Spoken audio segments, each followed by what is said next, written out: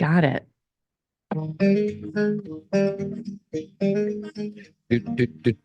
Here we go. My name's Todd. This is Cathy. Welcome back to another episode of Zen Parenting Radio. This is podcast number, wait for it, I have it written down. Everybody relax. 759. 759. Why listen to Zen Parenting Radio? Because you'll feel outstanding, and always remember our motto, which is the best predictor of a child's well-being is a parent's self-understanding. On today's show, I have a bunch of things. We're probably not going to get to it all. We're going to talk a little bit about, you don't know this yet, sweetie. Oh. The secret to parenting. Oh, geez. How's that for a teaser?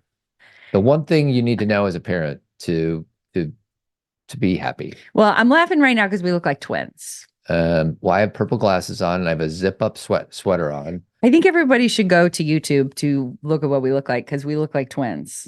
Go Hawks. Well, we're wearing a lot of Hawks gear, but we're wearing like similar color sweatshirts and we're both in front of microphones. And we both have glasses, yeah. And we're twins. But anyway, there's no such thing.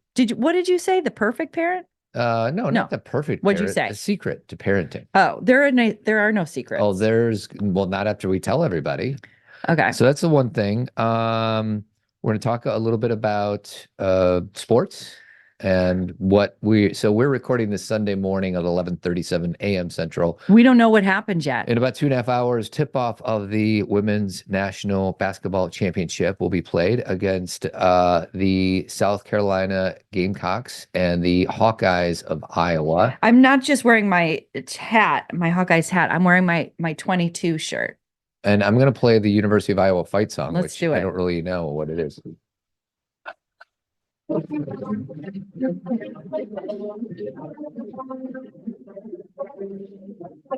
don't know anything. You don't know. We've been to all the football games and I play this. I don't pay attention to stuff, sweetie. I guess not. So we are in the camp of the Iowa Hawkeyes because we went to school in Iowa. We went to Drake University. Our middle daughter goes to Iowa. My niece Ava goes to South Carolina. So there's a little bit of a civil war going on. Competition, baby. Between the families, so we'll see what happens. So we're going to talk a little bit about sports. I'm going to talk a little bit about why you're awesome, sweetie. Oh, I like this. And why I'm a little less awesome. I love myself, but I'm a little less awesome. No, you're awesome. Yeah, just a little less. Do you notice how we say first thing? Well, no. You say no. What did you say? Firstly, I can't remember. Sweetie, I've never used the word firstly, even though I think it is a word. Is it? I don't know. Probably not. Do we say secondly? Yeah, secondly for sure. But why would you say firstly? Because it's assumed that this is the first thing you're saying. Yeah. Okay. I'm starting to confuse myself. So move on. Allow myself to introduce myself.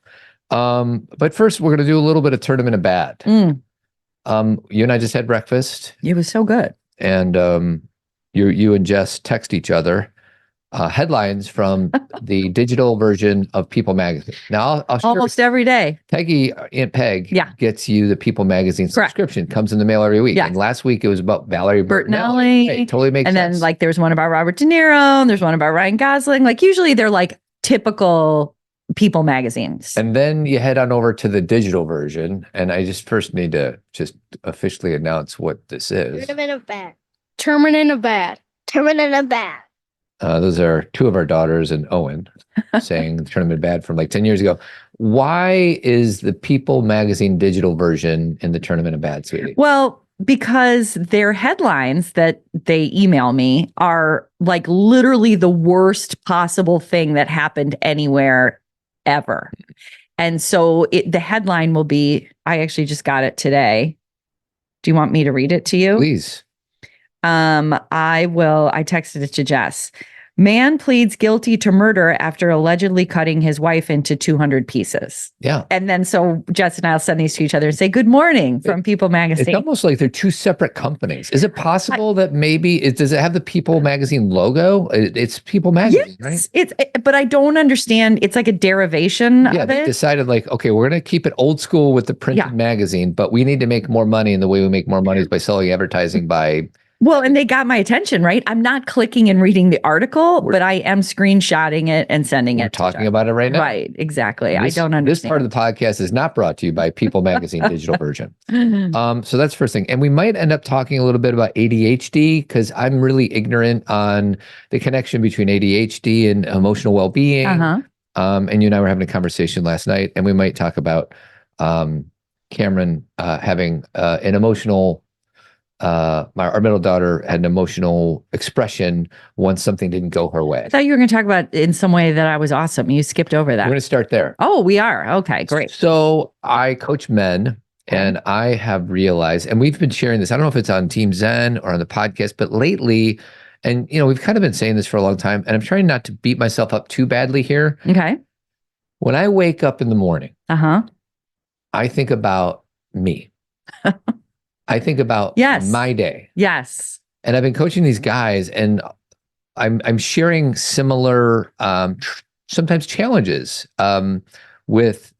There's times when you and I have don't see eye to eye on things, and it's because I'm sometimes waking up in the morning thinking about how my day's going to go, and when I go to bed, I'm thinking about how my day went. And when you wake up in the morning, sweetie, who are you thinking about? Well, mostly about other people. Yeah. I mean, it's not that I don't think about myself at all. I mean, that's dumb. I do. I usually dream about other people. So when I wake up, that's who I'm thinking about. Like last night I had a dream about Cameron. So I woke up thinking about her, and I just am thinking about what everybody else needs that day, really. So does that mean that you're a better person than I am? No, I don't think so. I'm just trying to indicate some patterns that I'm seeing. And I have other male friends where it's the opposite. Like the woman is more thinking about herself, and he is thinking more about his daughter and the family and more sacrifice. I judge that you sacrifice more for our family than I do. That's what I think. I think that I see my life more like a team than I do as an individual. Yes. That's how I would say it. I see my life as a team. So one tiny little example of because you probably wouldn't say this because you are, you don't want to, gloat about the things that you do, but you're constantly texting people funny stuff that you see when you're scrolling your phone. And you're sending it. So you just sent a picture, I think, to JC. And it was a picture of a lavender dirty chai. She loves dirty chai drinks. Right. That didn't register on my radar. I don't even, I think if you would have said true or false, does JC like dirty chais? I probably would have said yes, but it's certainly not on my radar of scanning the environment. And there happened to be one of the where we just ate breakfast and there's a coffee, the specials. Right. And I never would have said, oh, I'm going to take a picture of this and send it to JC. You take a picture of things and send it to people that you love. That's one tiny example of how you're not always, many of the times you're scanning the environment of how to connect with others. Well, let me say it this different. Actually, Todd, can you hand me your Kleenex? Yeah, sure. We all know my podcasting problem with. There you go. I feel like I need Kleenex when I podcast. What is that? Because I don't need Kleenex other times. I don't know. Because you're looking at yourself on a screen. Maybe, I don't know. I don't look at myself on the screen, by the way. Did you look over? No, I'm looking at my sound effects. Oh. Like this one. Let it go. Let it go. You can't hold it back anymore. And then this one. Yeah, well, that's just like your opinion, man. You never know when you're going to need a sound effect. So I'm not looking at myself. Or you're going to need Lebowski. Okay, so this is what I'd say. It's less about I'm going to scan the environment for things for people. This is what happens. If I'm looking around and something reminds me of someone, I tell them. And the beauty of text is I get to tell them immediately. So it's less about let me do this and more about if I see, the thing on our table said, oh, today's special is a lavender dirty chai. I'm like, ooh, that reminds me of JC. I'm going to tell her. I think that one thing so remember Bronnie Ware's 5 regrets of people who are dying? Yes. Do you remember that? Okay. Yes. So I don't know if I could go through all of them for you right now, but there is this thing about, telling people you love them or being with people you love. that is not something I will ever struggle with, because I feel like, well, there are times I do, but for the most part, the people I love, I'm letting them know it all the time, you know? Yeah. So it's just something that I think is so silly. Like, grudge holding or not talking to somebody for a long period of time, or if I mean, I understand there's toxic relationships, but I got to, make sure people know that they may be doing that for their own mental health, and that's fine. But if we're just trying to prove a point, or we're being mad at people, or we're just withholding our love to prove a point, I think that hurts us more than it hurts the other person. At the risk of completely pivoting in this podcast, I'm just going to quickly read what the 5 regrets of dying were, just so. Sure. Number 1, I wish I'd had the courage to live a life true to myself, not the life others expected of me. Number 2, I wish I hadn't worked so hard. That's something you, sweetie, you work super hard. But I'm better at letting it go. I have an addiction to productivity and working hard. Number 3, I wish I'd had the courage to express my feelings. That's the one. You're good at that, sweetie. Yeah. I am a little bit delayed. Now compared to you. But you're good at telling me you love me. I wish I had stayed in touch with my friends. Yeah, that's another one. I crushed that one. You're really good at that. Yeah. Number 5, I wish that I'd let myself be happier. Yes. I can use some support with that, I think. I feel like there have been days in the last couple of weeks where I have woken up and been so happy. And let me preface this. So if someone's new to this show, I want you to know we've been doing this for 14 years, and I have talked about my challenges with anxiety. I have gone through significant depressions. This is not I'm happy all the time person. I've had to work really hard. We were just talking at breakfast. I said something about me having an anxiety disorder, and Todd's like, "Do you really think you do?" And I'm like, "Well, I have most of my life, but what I've done is figured out ways to manage it, and know that I have it." For example, Todd, not to get too deep in the weeds here, but like last night, remember when I got a text and I'm like, I have to deal with it now? Yeah. I know that I can't put something like that aside. Yeah.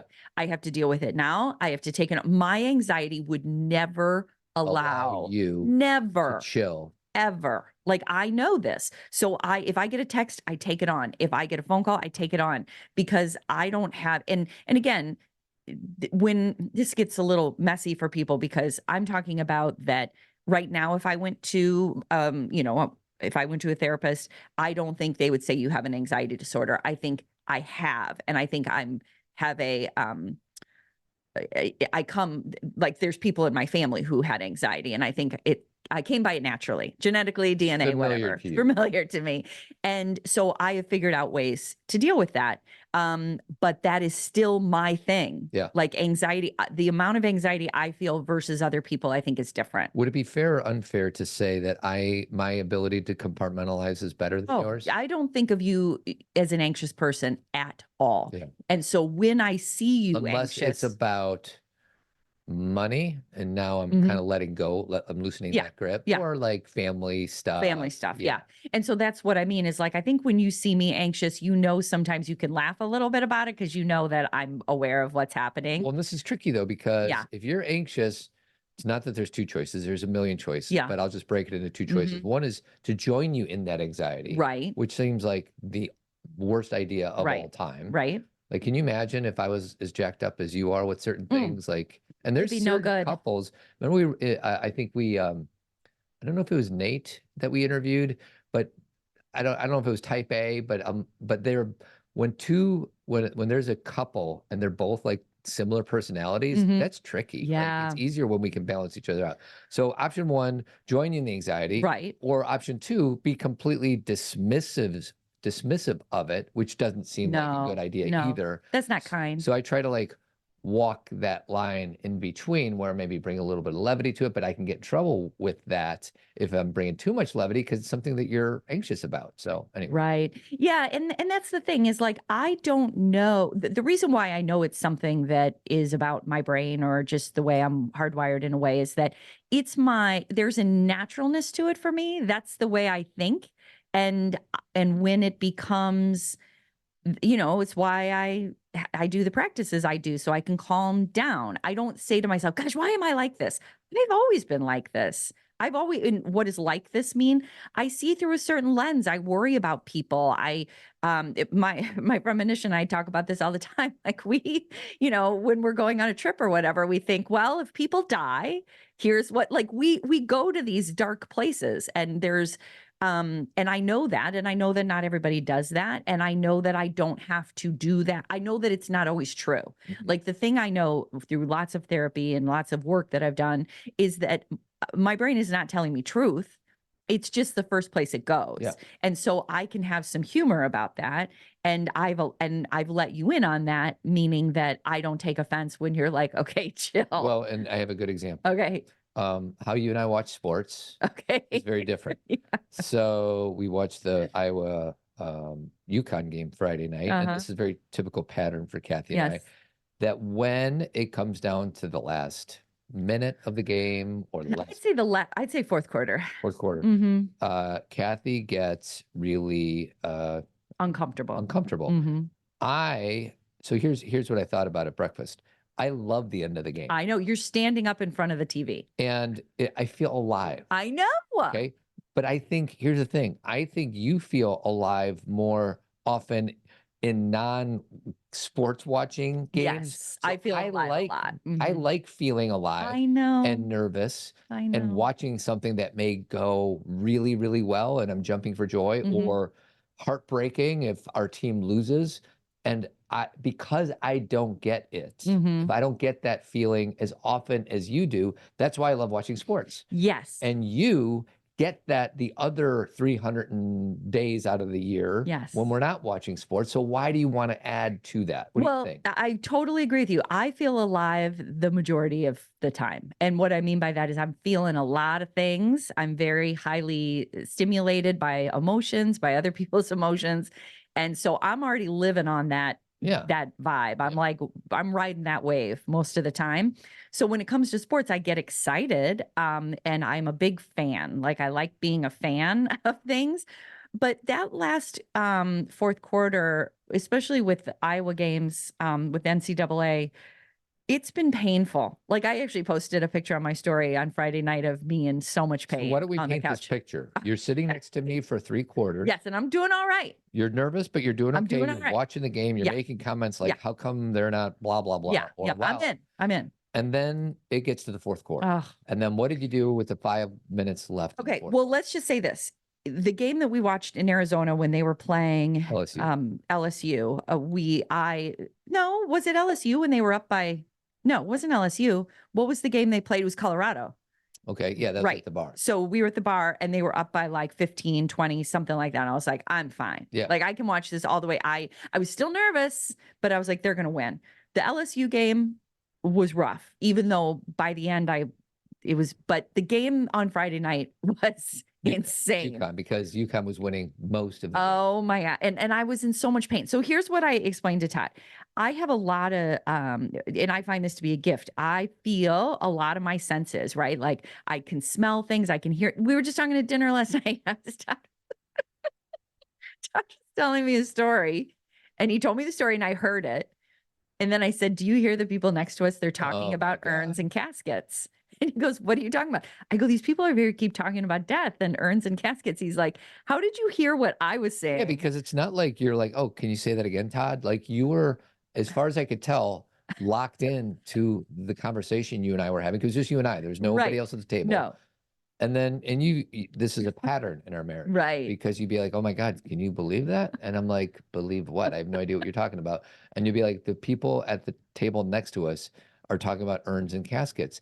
And you could have told me anything. I have zero awareness on what the table next to us are doing or saying. I know. And I can hear them and also hear you. How is that possible? I don't know. You know a lot about listening. I think it's because our brain's really smart. Yeah. And it could switch back and forth really quick. Yeah. And I'm just like, I don't care about what's going on over there. I'm locked in on my sweetie. Well, and I don't think I care. Meaning like I'm not really like locked in. I mean, sometimes I care. If you could shut it off, would you? No, I like knowing what's going on around me. Why? Because I feel connected to The humanity. people next to you? Why do you want to feel connected to the casket people? They don't need to feel connected to me. That's not what I asked. I just like people. People are interesting to me. I like people. I don't know how to explain this. I feel like we're all in it together. I believe you, but you're telling me if you couldn't snap your fingers and make your brain ignore the other tables, you wouldn't do that? No. Why? What good would come Because from then that? you're giving me 100% of your attention. I'm already giving you all No, of you're my not. attention. You're giving me some of it. Well, let me ask this question. Do you feel like I'm not giving you attention? Not at all. Okay, so that's my point. Can you look at this, the experience I'm having is not for people who deal with ADHD, who feel like distracted, I don't feel distracted. I'm not feeling, I wish I could hear Todd, but I'm hearing them. I'm not having a problem. Yeah. I feel fine. I'm experiencing both. It's like listening to a song and hearing the drums and the guitar. What little I know about our brains, but our brain can take in a bazillion bits of information every second or whatever, which just depends on how much we can pay it. Like right now, as I'm looking at you, there's also all these colors and shades and all these sounds. And I have texts popping up on my screen like crazy. And I'm taking all of this in, yet I'm not paying attention to it. Oh. Whereas I think your brain is wired in a way where you can pay attention to it and it's not a distraction. I hear it and feel it. So like you kind of talked over the last thing I said, and I'm not sure if you heard me. If you listen to a song, I can hear the lyrics, the drum, the guitar, and I can also feel the song.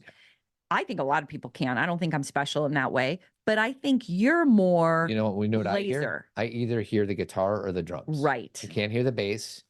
I'm not paying attention to the lyrics at all. Literally. Okay. So I made this, I've said this before, but for our anniversary last year, I made Todd. Oh, it was our anniversary yesterday, everybody. 22 years. 22 years. I'm just sorry. Distraction here. Yes. And 22 is Taylor's number and Caitlin Clark's number and my dad's favorite number and Manisha's favorite number. And it's also just a good number. So anyway, 22. We're already having a good year. A year in. So it feels like a perfect night to dress up like hipsters and make fun of our exes. It feels like a perfect night for breakfast at midnight to fall in love with strangers. Yeah. We're happy, free, confused, and lonely at the same time. Such a great lyric. It's miserable and magical. Yeah, tonight's the night when we forget about the deadlines. It's time. It's time.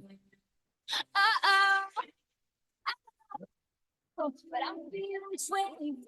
I have no idea what we were talking about, by the way. Okay, go ahead. Our anniversary. Okay. What were we talking about? Our anniversary. Taylor. How's our brain doing? Sorry about that.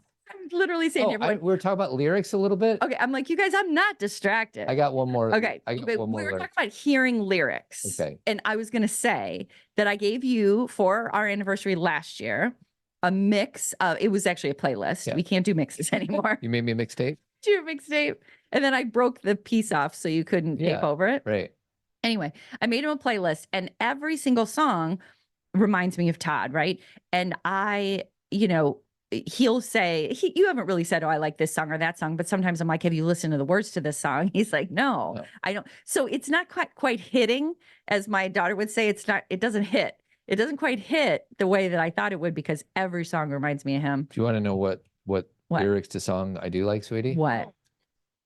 Love me today. Love me tomorrow. All day, all night, you feel my heat. Feel my heat. I think we should repeat that again. Feel my heat. Feel my heat. Oh, so good. Boogie Nights, everybody. It's Boogie Nights. Great. Sweetie, those lyrics are deep. I know it. All day, all night. Okay, I have no idea where we were. So that's it. We're just talking about having the ability to kind of hear a lot of different things. And you started it by saying you like the fact that I text people things when I Yes. think about them. Yes. And that's and you and I also talked about at breakfast. You said, do you text people to get things back, Mhm. or do you just text because To share. to share? And I said 92% of the time I just want to share. Mhm. And again, I'm not saying I don't like getting a text back, but I'm not like, ooh, But if you send me like 5 gifts in a row and I don't like heart it Any of or them? say thank you, then it annoys you. right. Well, if it's like over the course of days, Right. right? It's less about you have to love it and more about like, okay, you're not interacting with me Can at you all. acknowledge that you, Cathy, are trying to connect with me, Todd? And Connect. if there's no Yeah. acknowledgement of even that, Right. that Like, say you decide not to like it or give it a heart. If you say to me later, like this morning, I sent you something that reminded me of you. It was the birding thing. the birding thing Yeah, I in the read New it. York Times. And basically this guy's like, birding changed my whole life Mm. because I learned how to meditate, meaning not separate from birding, but birding became a meditation. He actually It got me said that outside. he gets more grounded when he's birding versus Right. when he's actually sitting down on a cushion meditating. Right. So I'm like, Todd will love that because that is everything he likes. He likes birds. He likes doing a lot of things at once, like getting a lot of things done, like multitasking. Love it. And he also wants to be more meditative. So I'm like, this is totally Todd. So I kind of feel like we've talked about this with teenagers. This is the way, like so far today, I don't know what time it is, but I texted JC 2 things. I texted Cameron 3 things. And I texted Skylar 1 thing. She's at her friend's. So I wasn't, it was real basic. But if the goal is just, I want you to know I'm thinking of you versus I need something back from you, it's kind of nice. Well, and just to be fair, not to be fair, but to be transparent. Yeah. I don't think I've texted JC or Cameron or Skylar at all in like 3 days. Well, what about our family text? Does that really count? Well, we have a family text where, yeah, you've said things, right? I don't know. I'd have to look at it. Okay. But yeah. So, but it's not my communication tool either. Whereas it's a communication tool for you. Right. So it's Okay. not just about text. And that's the thing is like people listening to this are like, oh, that sounds like work to me. Then that's not the way to go. Yeah. How is it that you connect with How is it that family? you connect? Like, I like to do that. That's not what everyone should do. Yeah. It's because it's easy to me. It's because I am scrolling through social media or TikTok. Like I send JC, texts of marmots and meerkats wearing sweaters, and we just think it's funny. And so it like gives me more reason to enjoy social media because it becomes jokes with other people. And like we were saying before, I text Jess the, funny people headlines. These are just things I like to do. But for people who are like, that sounds like another thing to do, don't do that.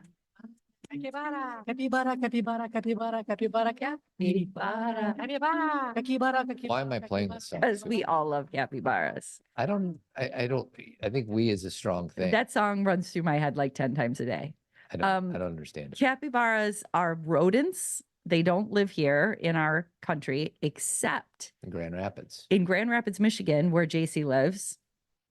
She and her girlfriend just went to see them at the zoo yesterday. And she sent me, she FaceTimed me so I could see them. And it wasn't them, it was one. Yeah. And he had the biggest enclosure. She's like, Mom, literally, she's like, there's a snow leopard who's like in the smallest cage possible over there. And this one capybara has this mile long They area. love their capybaras. I think other people like capybaras too. Yeah, That's my guess. I think before you started listening to the capybara song, I don't think I even knew they existed. Oh just so gosh. you know. Well, they're all over TikTok. So. So before we get on to the secret to parenting, Oh, jeez. I'm going to just share with our Team Zen people. We have a Zen talk on Friday. Okay, nice. This Friday at high noon Central Time. So if you want to ask Cathy and I a question in real time, or just get some support from an amazing community, check out Team Zen. Okay. All right. You ready for the secret to parenting? Right. Ready. I can't wait. On their team. Ah. So you and I talked. A lot happened today at breakfast. Jeez, we're like, we got a whole world. You like Cameron's formal dress, right? Okay. Yeah. And she wanted an appointment at urgent care. Uh-huh. So Oh, yeah. I know where you're our going. kids are asking us for favors, I Right. guess. Mhm. And there is a a style of parenting where you'd be like, Cameron, you can organize your day where you can do your own formal dress and you can get your own appointment at urgent care and you could make your own lunch and you could do this. And there are some parents out there like, I need to teach these kids independence and this is the way I'm going to do it. How do you address that? Well, okay, so we've got to look at this first as the binary, which is the extremes, right? The either easier to understand. I'm so passive and permissive with my kids that I do everything for them, where they learn nothing and it becomes a codependent relationship and they rely on me for everything. That's one. That's all the way at once. The other side is I basically am like, I'm not going to do anything and you need to learn how to be an adult and therefore you need to do everything for yourself. Okay. So there's this gray in between where I kind of said this at the beginning, the way I view my life is a team, right? And there is, our family is a big team and, we have friends and cousins and sisters and brothers and, we have a bunch of support, right? And we're all a team together. And the whole goal is to work together in a way where we take responsibility for our own lives first, right? We can't come into a team and be like a drag on the team. And so it's a good metaphor. I'm realizing it as I talk about it, because if you are good on a team, it means you show up with something, right? Someone who's not good on a team is someone who's like always saying more for me, more for me, more, So if you can use that with your family where you're like, everyone kind of brings their own thing, which is they take care of themselves, get themselves ready in the morning, do things, bring their own dishes in. And then inside of that team, we help each other. So if my daughter had a formal this weekend at Purdue with her boyfriend, she was gone. She had some things going on and she's like, can you pick this up for me? Can you do this for me? And I'm like, of course. Like, why wouldn't I? Why wouldn't I help you out? You're doing a million other things. And Todd and I were just talking about how sometimes people, I think as parents, when we get really overwhelmed by our own lives, understandably, been there, and then we see our kids' lives and we assume they're not doing as much or they don't understand how hard it is for us. And we get frustrated when they ask us to do things. And again, I want to make sure I'm talking to everybody here because sometimes our kids do ask too much and we have to set more of a boundary about what we are willing to do. I was just talking to my youngest daughter about boundaries and her story is it's a whole long story and it's her own story. But one thing that I reminded her is if you don't have boundaries, you will resent other people and it's okay to have your needs met first. Like there's nothing wrong with that. Because once you do that, it's so much easier to help other people, right? Then you are like, okay, I have my boundaries set, they're in place. And if you have those boundaries over time, people learn them. Like, I don't feel like in our family, and you help me out because I might be wrong, that people are pushing my boundaries very much. I mean, I'm sure it happens, of course, but there's no chronic version of that where a kid is just being lazy and just doesn't want to take care of themselves and we swoop in and save them over and over and over again. Yeah, because that's the thing is there are times it's interesting to even talk about this because I realize there's perspective in this, that there are times that my kids say, can you do this or that? And I say, I have to work, I'm going to be gone, I won't be here. And I don't consider that a boundary. I'm just not available. So I don't feel bad about that. That's just, they asked me and I had to say no. And then there are boundaries where it's like, well, I will do that, but I can only do it starting at 12 because I have a yoga class this morning or I'm working this morning. And I have to kind of set a line rather than allow them to dictate to me. So I think that this idea, Todd, of supporting our kids, it necessitates a lot of understanding because if you just say, be a team and do things for your kids, yeah, it can get messy, misconstrued. Yeah, correct. I totally agree. It's just like everything else. It's gray. It's nuanced. Gray. It's a balance. But I think that a lot of parents, like me, at times get caught up in like, I need to teach these kids independence, and I'm not going to bail them out. They need to bail themselves out because I may not be here forever. Or they're 17, or they're 19, or they're 21, or they're 14, and it's time that they learn themselves. And I think we usually err on the side of support. It's funny. I just did a Men Living video this today. I sent it out to anybody who gives us money, and it was about the balance between challenge and support. Okay, and support is doing all the things, loving, holding space, just blessing them, not wanting them to be any different than they are. So like, Right. say a man comes up and is like, I'm really having a hard time with my life partner, and support looks like, been there, that's tough. So glad you told me. How can I support you? How can I love you? And then there's other times where men come in, so we can bridge this into parenting. Sure. And they're just in victim mentality. Oh, They're just blaming the world for their problems. They're blaming others. They're blaming the weather. They're blaming anybody but themselves. And that's when my challenger needs to show up and just grab their attention and shake them and say, this is here for you. This is not about all the world circumstances that are happening. It's just, how are you experiencing this right now? And that's challenger energy, right? Mm-hmm. So from a parenting standpoint, I don't know how that exactly relates, but it's this tricky balance, because if all we do is challenge them, that's no good. Yeah. But if all we do is bail their butts out, Right. and at the moment of anything uncomfortable, that's not good either. So Right. Yeah. And there's such an intuitive nature to it. And I think if we're not tapped into our own intuition, if we don't self-trust, so we basically rely on rules around it rather than trusting, like, there's a lot of parents I work with who they stick to a set of rules with their kids because it makes them feel like everything's fair. Rigid. I don't have to think too much about it.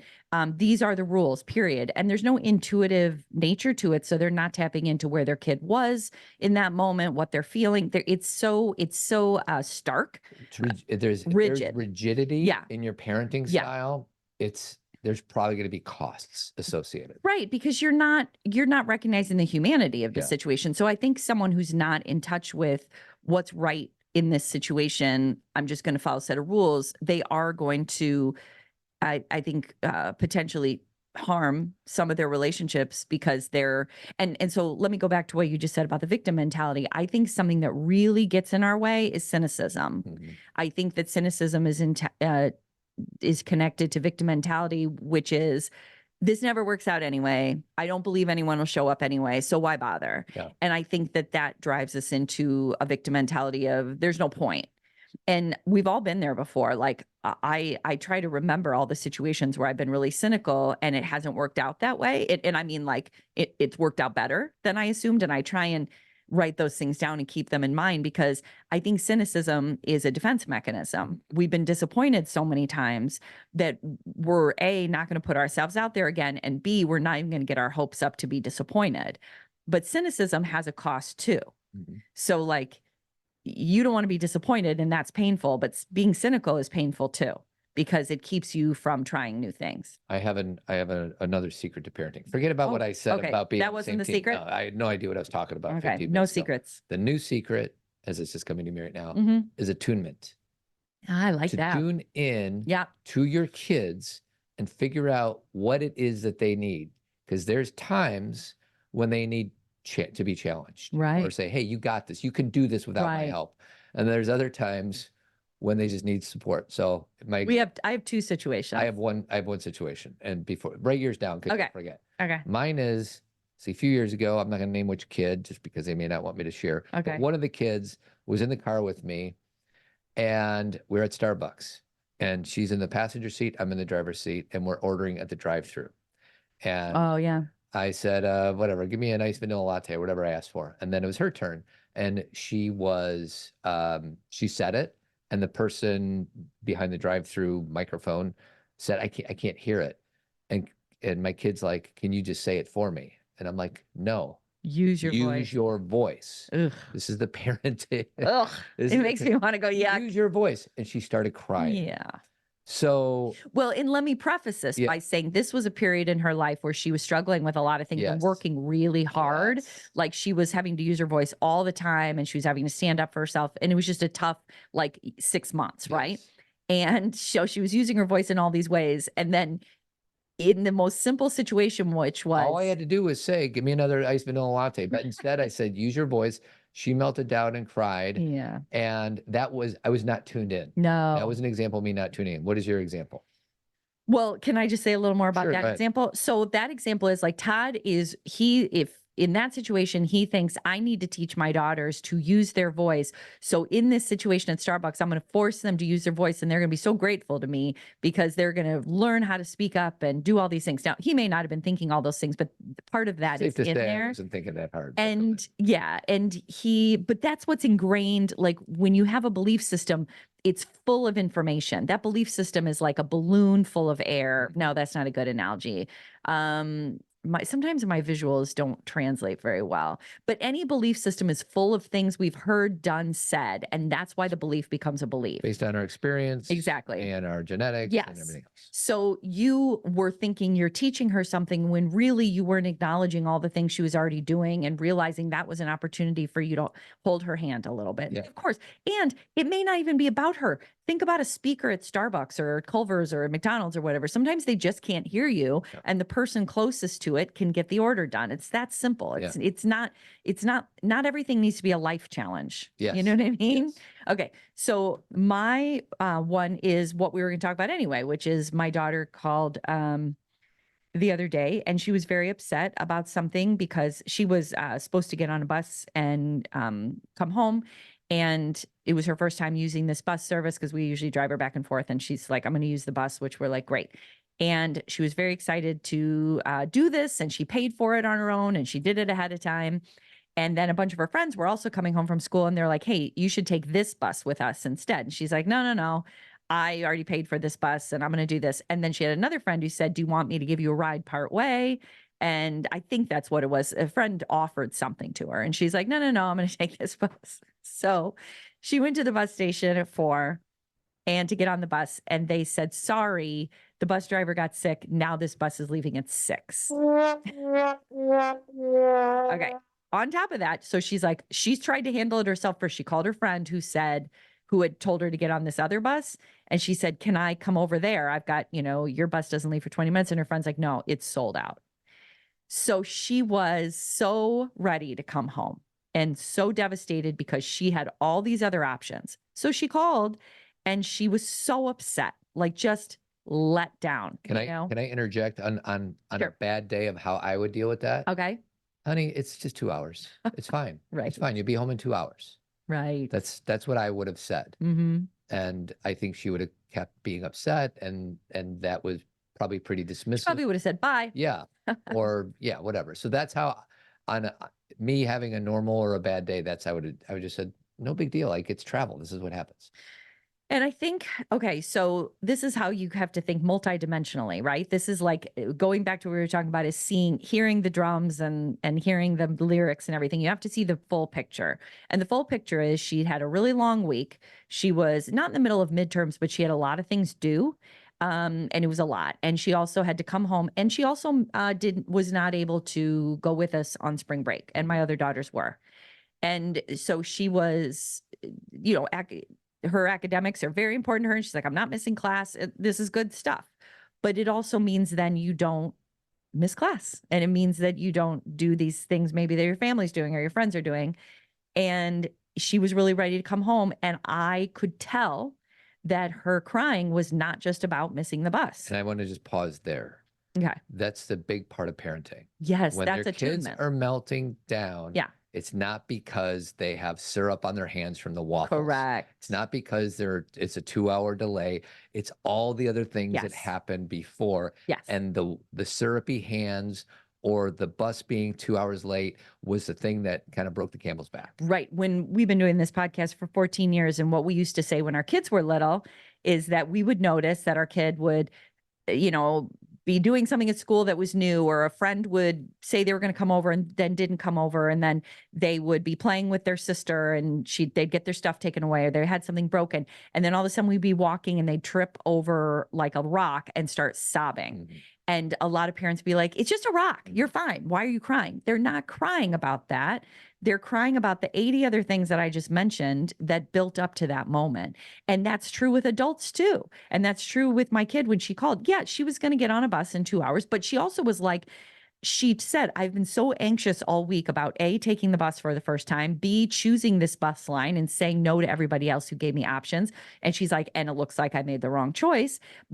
C, I'm now anxious. Will this bus show up at 6? right? And it screwed up all her plans for that night. Yes, that night she had plans. It was this whole thing. And it's just a disappointment. So as a parent, what do? Do we try and talk them out of that feeling? Or you just say, oh my gosh, that is awful. And I wasn't being patronizing or fake. I wasn't like looking at everyone else rolling my eyes. I was joining her. That sucks, period. I didn't say, but there's starving people on the other side of the world. You have no problems. That doesn't help with that moment. The whole idea of other people have it worse off, or you're lucky you can get home, or that's us trying to say, don't make me feel things. Yes. Don't make me feel bad for you. I'm not gonna meet you where you are, so I'm gonna protect myself and just minimize your crap. Or nobody felt bad for me when stuff like that happened, so I'm not going to feel bad for you. I'm going to teach you about the world. I'm going to show you reality. They've had enough reality. Yeah. That whole idea, I mean, people still talk to me about that. We need to teach our kids. You think they're not already learning that from their experiences with the world? Yeah. The world is rough. They see everything. Yeah. I don't need to be another person doing that. So I don't have any magic thing here. I just listened to her and she was sad. You said that sucks about 14 times and it wasn't fake. You were there with her. It sucks. And I mean, I don't know if I would have been able to authentically say that sucks as much as you did. So you just have a better capacity to hold the space for whatever emotion happens to be. And I'm just like, when am I going to get off this phone so I could not take on my kids' discomfort and I can go back to whatever I was doing? Well, the beautiful part is if you join them in the depths, you also get to join them in the joys, right? We don't get to just join our kids in the joys if we're not willing to join them in the depths. Right. And what was interesting about that 2-hour period of time is she was so upset, just sobbing like, Mom, I'm so tired. I'm so tired and I made the wrong choice and I shouldn't have. And then I didn't want her to walk away from it being untrusting of herself. I was like, you know what? You didn't make the wrong choice. Things just didn't line up. Yeah. Exactly. Like you made a good choice and it just didn't work out, and that's what sucks. Yeah. Like, so, that's where I'll join you. And she, cried. And then she's like, okay, I'm going to go figure this out. And then she called me back and she was like, okay. So, and it was funny because the bus station closed and they were like, the bus should show up at 6. And so she's like, I don't even know if it really will. Yeah. Like she was sitting outside. But then when it did show up, she's like, I'm on the bus. And I was like, yes, like we had a total celebration. And then when she got home, so you get to be there through, and that's an experience of like, it was only 2 hours long. A lot of times when our kids have an issue, we have to write it with them for a year or 2 years or 6 months. Like it's not always that simple. Well, and what I'll say is you held the space for her to release, emotion. It's energy in motion. Right. And what I probably would have done is minimize it and say, it's just 2 hours, it's fine. So she would have had to kind of bring a different version of herself up on that phone call, right, not allowing that energy to move through. Right. And I don't know there's this weird stat that says, most emotions end in about 90 seconds yeah, or something like that. Yeah. And I don't know how long yours was with this kid, but if we could just hold, I call it like the tornado. There's a tornado here. Can you be an anchor, a something you can hold on to in the tornado? Can you like hold that space while this tornado is happening, whether it's with a life partner or a kid or a boss or an employee, and allow for that to be expressed? It clears up so much quicker that way. Yeah. And I think that you don't even have to hold the space. You just kind of go into the tornado with them so they're not alone. Yeah. You just, and again, this is, I think I know this from Team Zen. I know this from clients I've talked to. There are some parents who have kids who spin out of control and they can't go in there with them. They have to kind of hold some stability and be like, you are going to be okay, because they realize their kid is spinning in such a way that they're not going to join them. They are going to, Todd, do you know what I mean? Like think about the stories that we hear all the time, from Team Zen, where they're like, my kid is calling every day saying, I want to come home from school right now. Yeah. You're not going to do that. You're not going to have them come home every day, especially if that's a pattern that, needs to be talked about or broken. Then the hero, the rescuer shows. Then it's a hero thing. And that's very different than what we're talking about. There's the reason why Todd and I laugh about things like, here's the secret to parenting or whatever, is the amount of nuance and the amount of gray and the amount of paradox, like do this, but don't do that, even though they're like contradictory, like it's really funky. And this is why intuition is important, because intuition is very, has many, many legs. Like intuition allows you to see multidimensionally. Well, and you're saying intuition. I'm going to keep going back to that word attunement. Attunement. And it's not just tuning into the kid or to the life partner or to the employee. It's also tuning into ourselves. Correct. So it's a constant back and forth between what's happening inside of me right now. Yes. I'm getting impatient. I'm getting frustrated. Yes. Can I take one breath of acceptance? All right, now I'm gonna turn my attention back over to the kid. And this happens like if I'm doing it right, really quickly. Like I'm tuning into the kid. Yes. What emotions, like forget about what they're saying. Can you tune into the energy of the words? What's underneath the words? How did they get to this point in their day, in their week? So can I give an example for those who have younger kids? So if you're listening to this and you have younger kids, like say you have a kid who's really melting down and you know that they need you, that they need that space held. They need to be held personally. They just need you to stay. And say you are so frustrated because you have two other kids in the other room, or you had to get off a work call, or just this kid is driving you crazy. Your gas tank is empty. It's okay to, and they need you, but it's okay to move away for a minute, say, I'll be right back. And like go somewhere and have a good scream, or go grab a glass of water, or go take a deep breath, and then come back and say, I needed to go take a deep breath so I could fully be here with you. And talk about modeling. Yeah. And so, because that's the thing, is sometimes we're like, but I can't leave. You're telling me to do this, but I need to do that. And I'm like, do it. If possible, that's what I mean about multidimensional. Do a multitude of things. And you're not going to, it's going to be messy and imperfect. And it's not going to, your kid may say, but you left. And you say, I know, but I knew I was coming back. I just knew I needed a breath so I could be more clear with you, so I could be here with you. And this is how there's a few things. You're teaching through that. Like you said, you're role modeling. You're also taking care of yourself. You're also teaching your kid that they can do the same. I mean, I guess that's role modeling, but you are not just showing them. You are saying sometimes you need to take a breath before you can be with people. Yeah. Sometimes you need to go have a good scream. And also you need to share with that kid, this isn't all about you. Yeah. I have my own things that I'm thinking and worrying about. And you may not do this when they're in frustration and spinning. But usually at the end of a situation like that, you look back on it and you're like, wow, that was a mess. Everything that happened, it was so messy, but somehow we got to the end. That's parenting. Yeah. Like anybody who's like, here's the secret, here's what you do, here's how you do it. Most of the time, the reason that Todd and I are so focused on attunement and intuitiveness is you don't know what you're going to do till you get there. Instead of having rules about this is what I'm going to do, have rules about I'm going to take care of myself. I'm going to attune to this kid and I'm going to do my best. Those are my rules. Yeah. And then see how that plays out. A lot of times it plays out and it's a cluster. And then afterwards you have to be able to have some humor about it. And I always felt like when my kids were little, if there was a really big blow up like that, and I would try maybe the next day or the next morning at breakfast, and I'd be like, whoa, yesterday was rough, wasn't it? We really struggled. And not letting that be a shameful time. Yeah, don't pretend it never happened. Yeah. But don't like totally go back to where you were yesterday, because you're not yet yesterday. Right. Like in no way would I be like, wow, yesterday you really made me mad. I wouldn't bring up the emotion again. I would try and bring it up from some distance of like some time has passed and I'd be like, wow, I go, oh, I was really working hard and I could tell you were upset, and allowing us to have some humor about it. I know a lot of parents say, once I get through something, I don't want to touch it anymore because I'm afraid it'll bring up emotions. That could be with your kid. Maybe they'll be like, no, that's too touchy for me. I get it. That's intuitiveness on your part. See, you're saying, Cathy, that wouldn't work. I know. So I think that, I just think that talking about intuition and attunement are a little more mysterious. Yeah. And there's no rules. Yeah. Anything else before we close shop? I think that was it. Oh, I know something we didn't talk about 2 weeks ago was, this is just a silly throw in here, but the night that the Beyonce album came out, it's called Cowboy Carter. I'm sure everybody's heard about it by now.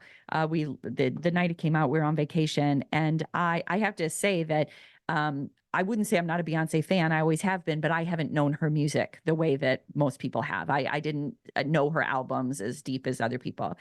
And I listened to that album that morning, and it was one of the best albums I had ever heard. And I was really surprised by how much, I shouldn't be surprised because it's Beyonce.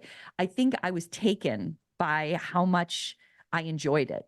And it made me really excited. I was so glad that our family was together that week because we were able to play it all together while being in the pool and stuff.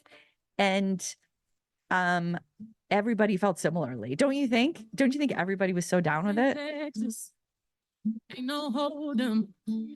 They are cards down, down, down, down. So I'm looking at the video. You seen the video? Yeah. Yikes. Not wearing a bra, let's just say that. It's Beyonce, baby. And I'll be damned if I can't slow dance with you. Come pour some sugar on me, honey, too. It's a real live boogie and a real live Swear word hold coming down. up. Don't be a bitch, come take it to the floor now. There's a tornado. And let me be honest with you. I love this song, but this is not one of my favorites on the album. Like when you hear the whole album, Is this the most popular song right now? it's the one that came out earliest, Oh, okay. and then 16 Carriages came out, and then but I like Bodyguard. That's the one that I like the Somebody best. likes Bodyguard. Are you gonna play it? Yeah, go ahead, but keep talking. Play the beginning of it. I want people to hear it. It's so good. But anyway, I just want to share that because I wanted to talk about it 2 weeks ago and I forgot. And I just have such an appreciation for someone who can be in so many genres and sound so good and have such an understanding. Oh, This is a Beyonce song, everybody. so sweet. I give you kisses in the backseat. How good did that sound? Secrets in the backseat. You make me cry, you make me happy, happy. My lipstick on a cigarette. So good. Yeah, and I don't listen to a lot of Beyonce music, but it is a very catchy album. Let's just say that. And there's all this there's introductions, like Dolly Parton does an introduction to Jolene and Willie Nelson does an introduction. And they also have some duets too, but there's all this there's information in between songs, like the Linda Martin thing where she comes in and talks about genres and then they jump into another song. It's an album. While we were on vacation, we got into a big talk about, my girls are aware that albums used to be more of a thing where now singles are a thing, but they didn't experience it the way we did. Like when I liked a song in 5th grade, sometimes if it was popular enough, you could get it on 45, but most of the time you had to go get the whole album. Yeah. And then the album had a story, right? I feel like I'm talking to a generation that knows this, but every song, there was some kind of continuity, you know what I mean? And you heard a story. What do you have now? I mean, the Wall is a huge one, but there was always a story. So that's how I felt about this album is I was every song, there was some kind of intro to it where I'm oh my gosh, this is so powerful. Yeah, they connect the dots between the songs. Yeah. And and Blackbird is on this song, on this album, and Jolene is on this album. So there's some, covers as well. And they're so good. And it's just really rich and deep. And I'm sure a lot of you have already heard it, but if you haven't, don't just listen to a song. Start at the beginning and listen. Listen to the album. Listen to the album. Oh, so good. Jolene, Jolene, Jolene, Jolene. And she changed the lyrics a little bit. Don't come for my man. Jolene, Jolene, Jolene, Jolene. Don't take a chance because you think you can. What did she change? I think it's a difference in the Dolly Parton version. It's more please don't. Yeah. I'm scared. And this is more don't you dare. Yeah. I think there's a tone change. A little more power. A little more power. So anyway, I really wanted to mention that before because I noticed there's a lot of talk about the Beyonce album and, about genres and only certain people can be in certain genres. And it's so dumb. Whatever. Come on, everybody. Artistry is artistry. There is no, when you're putting those blocks up of you can only be pop or you can only be country or you can only be, it's so silly. Artists need to expand and try new things. That's what artistry is. You know what I say to that? What? Stop it. And not to mention, the woman is from Texas. Give me a break. Yeah, give me a break. Give me a break. I sure deserve it. I sure deserve it. All right. Zen Talk this Friday. Yeah. We got women's group on Team Zen next Wednesday. John Duffy a week from Friday. Nice. And But not on our show, only on Team Zen. only on You Team have to Zen. join Team Zen. Sorry for all you podcast listeners, non-Team Zen people. You're missing. But if you want to check out Team Zen, just scroll down on the show notes and check it out. We had a lot of music on this show. Oh, I like it. yeah, I'm sure you do. So let's just play our bumper music. All right. As I do that, I'm going to say thank you to Jeremy Kraft.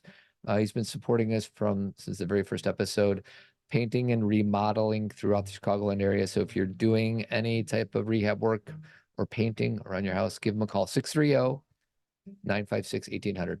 Keep trucking, everybody. Oh, go ahead. No. Oh, okay. Bye, everybody.